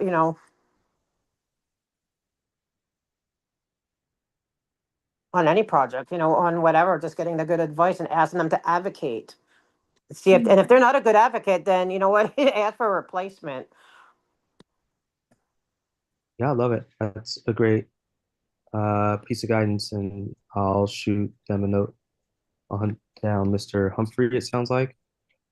Okay, whoever it is, and I'll write a note too, because like I said, I support you guys. Yes, I'm fighting a battle with Scientology, but I'm also fighting a battle to help and assist with neighborhood councils because of what's going on. I don't like it, and I've been involved. This has been my realm for a long time, so I'm not not talking about things I don't know about. But if you have a good budget rep, they're a good ally. But Awesome. I'll return it after that. Thank you. Thank you. So let's move on to item B, discussion packs and possible action, regarding potential 2025 MPGs. Coulter, please take it away. Thank you, Mike. First of all, again, let me say, Mike, thank you so much for taking on this role as a treasurer. You're doing an excellent job learning all this and going through everything. Really appreciate the service you're giving the community and all this. So I want to start there and thank you again. I've kind of gone over all this, but my number one question here is, according to our bylaws, technically, when do we have to give out this money?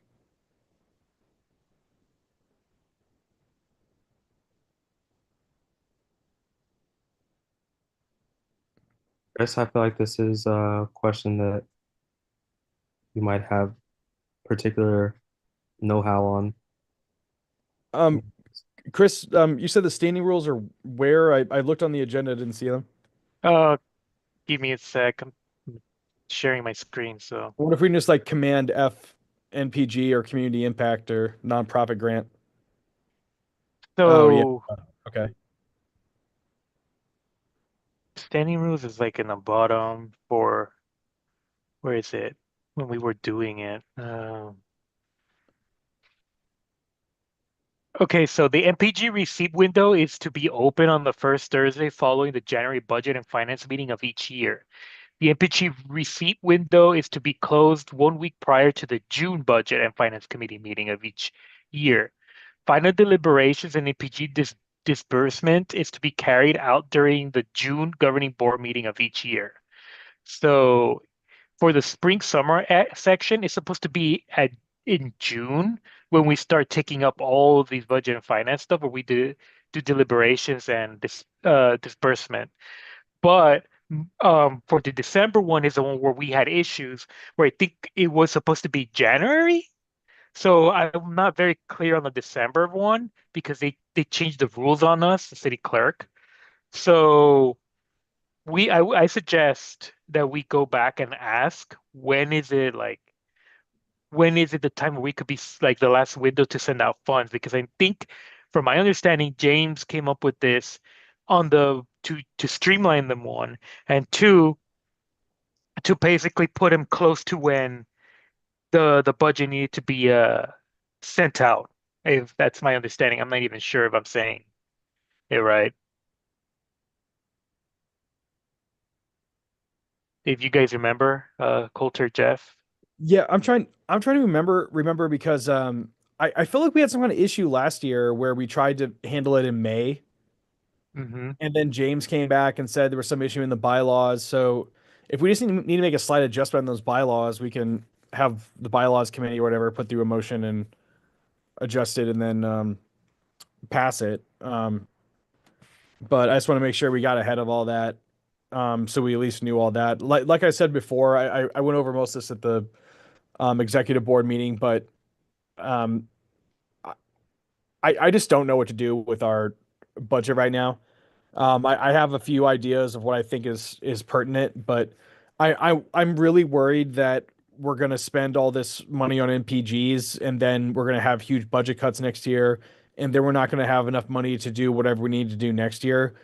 And so I just want to make sure that we're thinking holistically about this, and trying to go through all these expenses we are pretty sure we know we're gonna have next year already, like our G Suite. For instance, I think we can switch to an annual subscription for our G Suite instead of month to month and just set it at 14 because we know we're going to have at most 14 board members. Mm-hmm. I think that's pretty much a no-brainer at this point. I wonder if we can pay ahead on our storage unit. I know there was some comment about whether we need that or not. I think we probably do because I remember we had a pretty long conversation about that the last time around about whether we needed that storage unit. Really, the only other option, in my view, is that we just pay more money for an office space somewhere, but we'd have to find something in like the $500 a month range for that to make sense, and then just use that also as a storage. We can hold. You're breaking up, Um. Coulter. Oh, thank you. But anyway, I think we should hold off on the NPG discussion until we at least what the budget's gonna be next year. I know I've already made that point, so I just wanted to reiterate all that.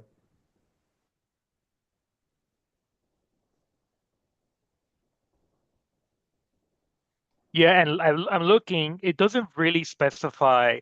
I knew the last time I read this, it didn't really talk about exactly what we do with NPGs because the bylaws itself doesn't have anything on NPGs, neither does it, or neighborhood purpose grants. So it really doesn't have anything. It's a very vague, just finance thing.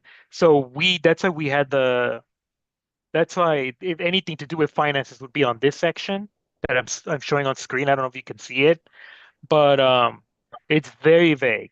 It just says that we have the only thing you could take of this is we can make adjustments as needed to comply with the city laws and city administrative rules. So whatever we decide goes. So if we have to go to standing rules to change the rules there, we can do that.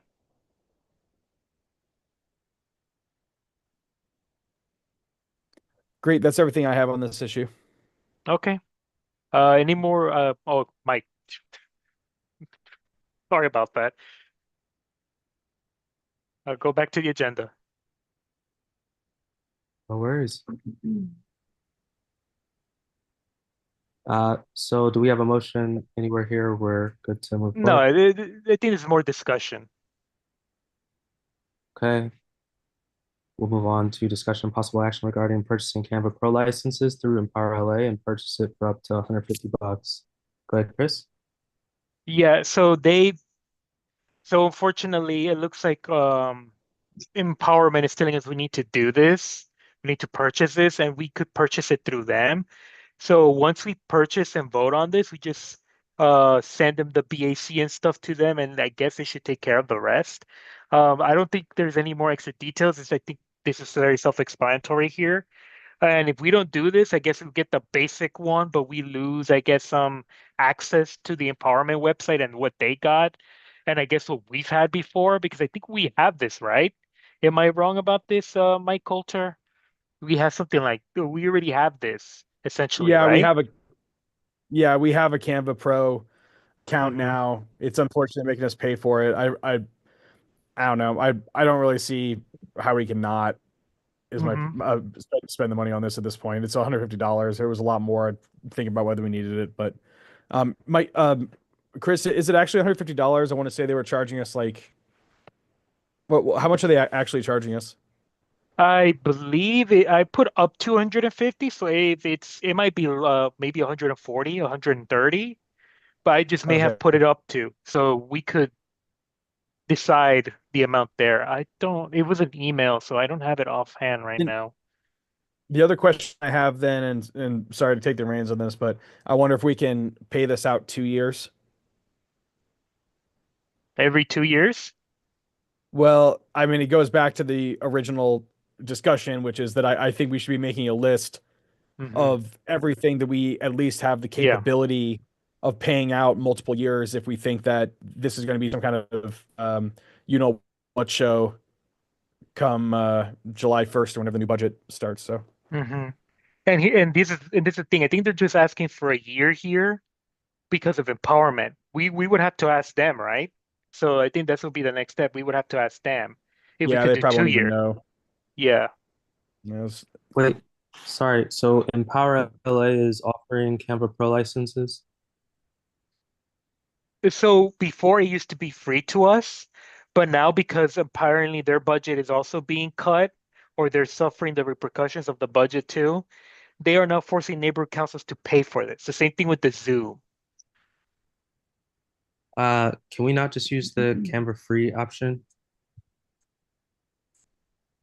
We could, but I guess we lose what we have now. Like some of the stuff we already have now. What Eh, what what do we have? That's Coulter, you, no, you guys use this more than me, so I'll yeah, let you go. 'cause I mean, so we have a Canva Pro account now. There's a lot of stuff we can do with it that we have been doing with it basically. A lot of the basic stuff on our Instagram gets made with that. Um, I mean, at this point, like it's $150. I have, and it helps our outreach efforts, which, I've made the point that I think that's the number one thing that neighborhood councils need to do is that invest into outreach so they can actually communicate with the neighborhood, which is always so difficult. So if it's because it's $150, I figure we just do it. Because as of right this second, it is part of our workflow. Wendy uses it to make various stuff on the accounts. Occasionally we'll go in there and use it to make different graphics and stuff. Um, but I mean, I just we have I'm to have an looking at, alternative option, and I felt confident in. yeah, I'm looking at Canva right now. It looks like it's 120 bucks for the pro version, not 150. And honestly, like I use Canva for stuff for creative stuff when I'm in a crunch and don't want to go on Photoshop myself. And the free version is super adequate for Hmm. all use, not all non-professional use cases. Not saying that we're not professional, but like we don't need the various bells and whistles that come with a pro account unless there's a really good reason for us to spend that. I don't think we should. Wendy can continue to create our graphics with a free account.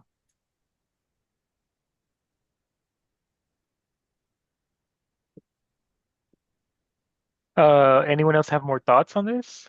Because I'm fine either way. I'm not the one that uses this, so When do we when is empowerment saying we need to make a decision on this I by? think by May. I think May Really? 20, around the May Or what? 20th time. We can't get it then?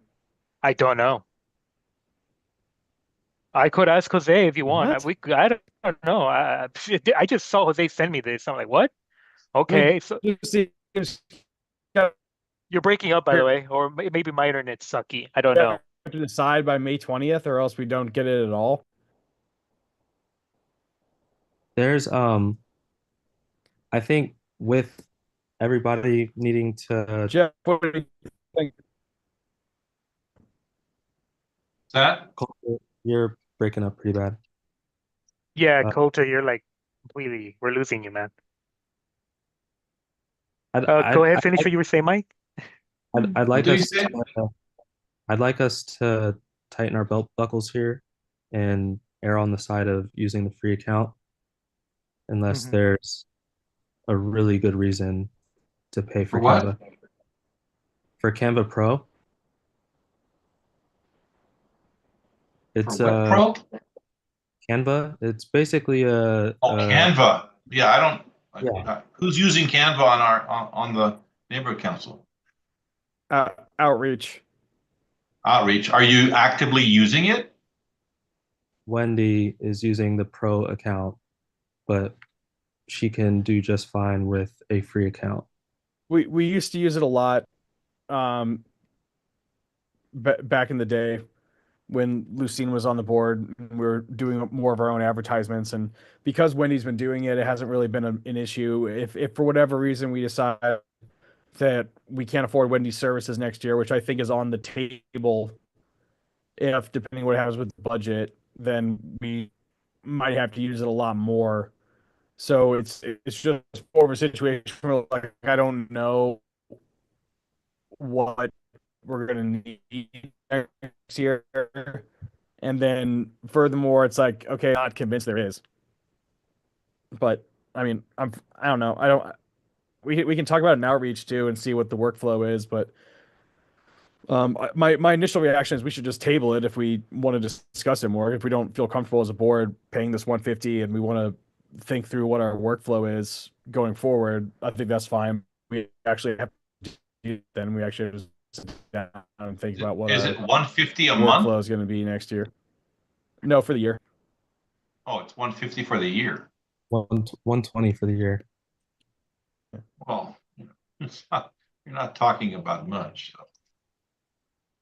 Yeah, but the free version is more than adequate. As somebody who generates, Fine. I mean, I don't, fine. Then talk it up with Wendy. I don't think she uses it that much. Does she doesn't need it. In In fact, if she does need it, then we need to we find should talk someone. about an outreach then. Yeah, then I guess at this point we kind of exhausted discussion here, so we should just table this. We shouldn't even take it to the board. We should take it to outreach. I agree. Go ahead, Audit LA. Yes, I love Canva, but I don't see anything that you guys put out. No offense, that that requires pro, and I am totally with. Was it Mike that's saying, yeah, it's only 120 or whatever, but that's 120 that you could put towards something else that you really do need. If you ever need like a cute picture, reach out to me. I have the pro. I'm happy to help, but it's not necessary, and it's just like I want to see you guys, and I appreciate Mike saying, hey, even though it's a little bit, let's trim the fat where we don't need it, and let's be very conscious of the people's money, because at the end of the day is whose money it is. And if you're not using it, and I haven't seen you really using it, the free one, it does a lot of stuff. That's it. Thank you. Yeah, I agree. We can literally use ChatGPT to create any sort of artwork we want for free. Go ahead, Henri. Yeah, I mean, I personally have used the free. The only thing I think if you're making certain size of flyers that goes beyond the 8.5 by 11, if you want to do like 11 by 17, I know there's some restrictions on it'll watermark, but other than that, the free, and I know the pro one also saves all of your artwork online, but you could also just as easily dump it off onto your G Drive accounts and save the marketing material that way. And the last thing I want to say is, Mike, I sent you an email if whenever you get the chance afterwards, when you find out the contact info for the budget advocate, I copied Audit in it. If you could just respond to that whenever you get a chance after all this, I'd appreciate it. Thanks. No problem.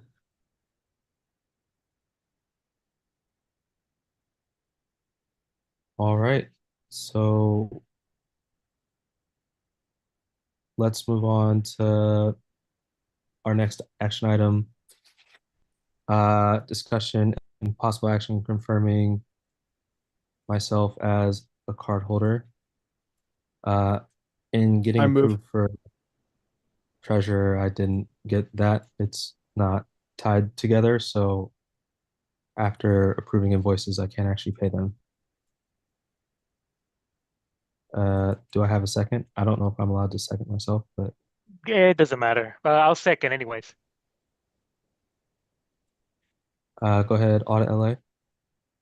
Yes, I hope your former treasurer is doing well, but I thank you and applaud you for stepping up and taking on this role. It's a lot. It's probably the most difficult, one of the most difficult roles. And I think, of course, you need to be a card holder, but because you're new at it, I am just going to emphasize again, please get in contact, find out who your budget advocate is, and just build a rapport and a relationship. And it doesn't mean you have to listen and do everything they say, but get that advice.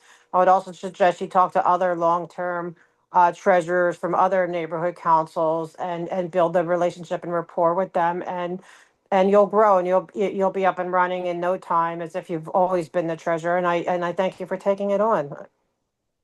That's it. No problem. And okay, I will. I'll go ahead, Henri. Yeah, just to add to audit's feedbacks, if you ever need help to getting letters from the community on like success story or examples and the like, I'd be happy to help. Audit and I have gotten a lot of that feedback before, and so all that, in your new position, it's a lot, but again, you're not alone in it, and if there's anything that you might need from us, the public, we'd be happy to help with success stories or voice of the constituents type of stuff. I'll be happy to help you with that in your role.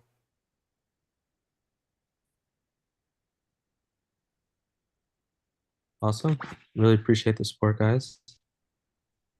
Let's take it to a vote. Christopher, Yes. Jeff, Yes. Walter, Yes. and I'll vote yes as well. Motion passes. Let's move on to new and old business. Just payment status updates in general. Here's where we stand. I had a sort of training with Anna at the clerk's office, on top of the training I had back in early January. We've gotten a couple things pushed through in terms of payments. Copycat / Print Depot is all handled. The February MER has been pushed through. Wendy's payment for 411.98 is been submitted. Jillian has 2 artists whose need various things that she's aware of. And then for Josh, we need the vote history approving him being allowed to spend his own funds for a community cleanup day. In general, Anna at the clerk's office has communicated to me that whenever we're doing a board reimbursement, we need 2 things. We need 2 BACs.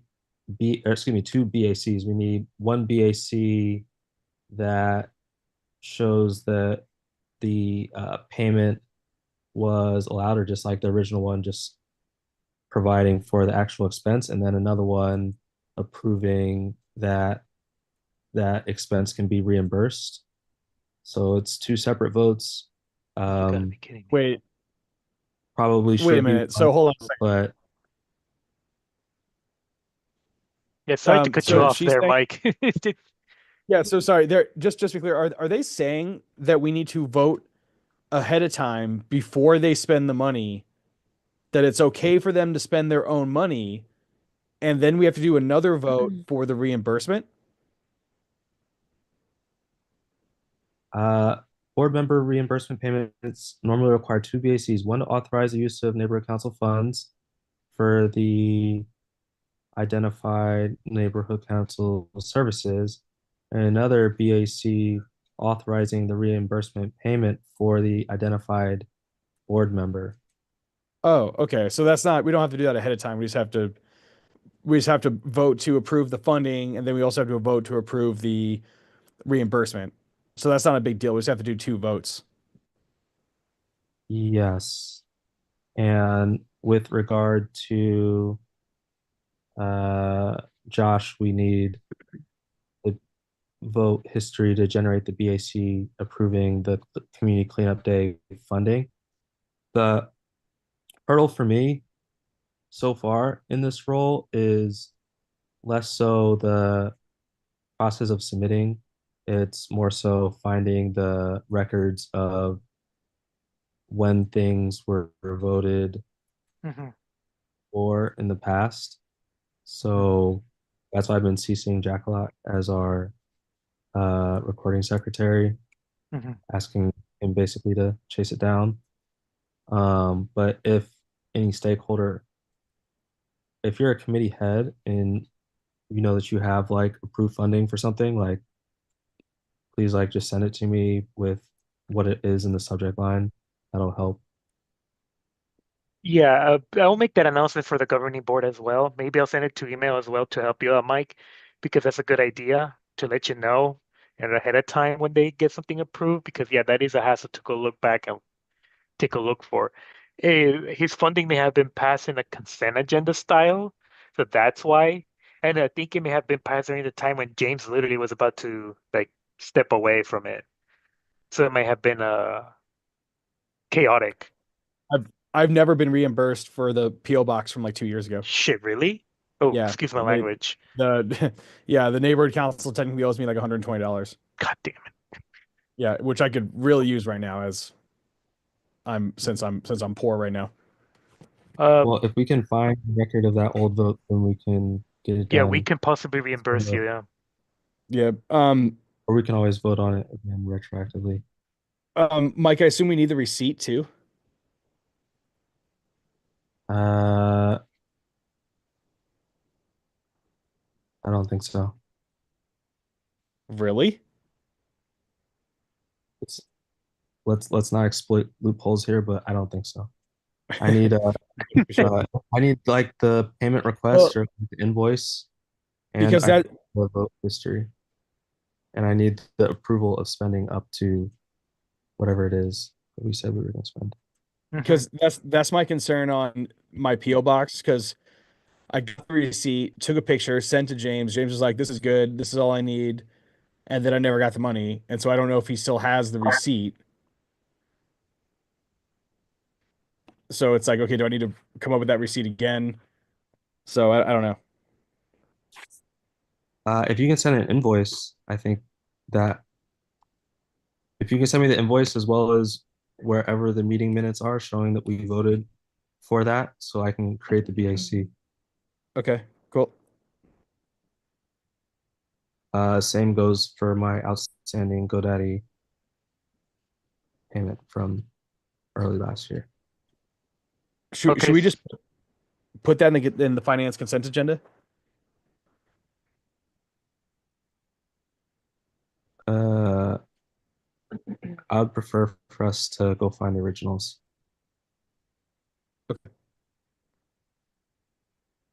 Audit LA, go Yeah, ahead. yeah, let's go ahead.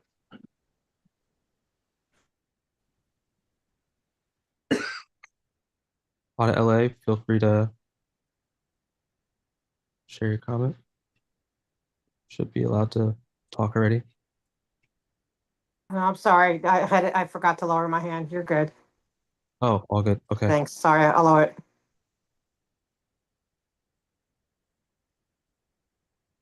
Yeah, Awesome. so Yeah, go to ahead, Chris. give you a little backup, Mike, yes, so just to clarify. Yeah, so we just go back. Let's see if we can find these dates, and you still need Josh's payment for the community cleanup, right? That's all. That one, the GoDaddy and Coulter's. So I'm not missing one more, am I? Uh, no, I mean there are some with Jillian, but Okay, she got those. okay. So yeah, so Uh, I'll see if I take a look sometime tomorrow in the afternoon. Maybe I'll have some time then, and I'll help you out and take a look as well. So I don't know if Jack has found them yet. but I'll take a look back to see if I could find at least Josh. I remember we voted on his, so I just need to look back. So take a look and see if I can send it your way. Uh, okay, all right, that's it for me. Awesome. Next meeting is scheduled for May 14th. Anything else for tonight? Uh, bes the only thing I would say is, man, congrats on being the new treasurer. You remember, we're here. If you need any help, we're all here. We wanna help you. We wanna make it easier for you. And I'm gonna say, for the time that we didn't have a treasurer and that I had to step in a bit, I'm gonna say I feel you. I feel your responsibility, and it's a lot. It's annoying. It's horrendous. I don't like it, but I think it's worth it. And you need any support, man, don't hesitate to text me, call me, email me, whatever. Same thing for Coulter, and I bet you Jeff. Yeah. Um, one clarification point. The card holder action item as well as the approval of the MERS, and those are going on to the governing board agenda, right? For approval? Yes. Yes. And then we generate the BAC from there. Okay, just making Mhm. sure. Okay. Yeah. It's like treat this like almost every other committee. The committee recommends, they send, and the governing board then passes, and that's where all the BACs are generated. Okay, Hmm. lovely.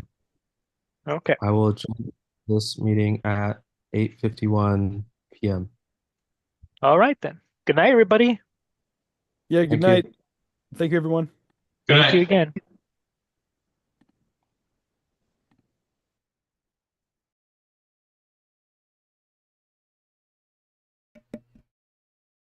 All right. There we go. It was a good meeting, man. And yeah, I look forward to see what Mike sends over. All right, guys. That's all I got. I'm actually surprised they went back to back. So they did, what did they do? They did an executive meeting. So basically a board meeting. All right, so they did executive meeting, and so they coupled both. All right, so yeah, they coupled both in one.